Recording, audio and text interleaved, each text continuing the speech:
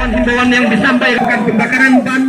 Sudarlun ledakan bom disimulasikan terjadi pada kantor Komisi Independen Pemilihan KIP Kabupaten Aceh Barat Daya, Rabu siang.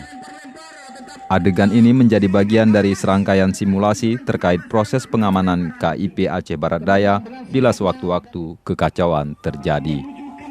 Petugas juga memperagakan aksi demo yang digambarkan terjadi kericuhan dan bagaimana kemudian berhasil diredam. Kegiatan simulasi sendiri sebelumnya juga pernah dilakukan di tingkat Polda Aceh.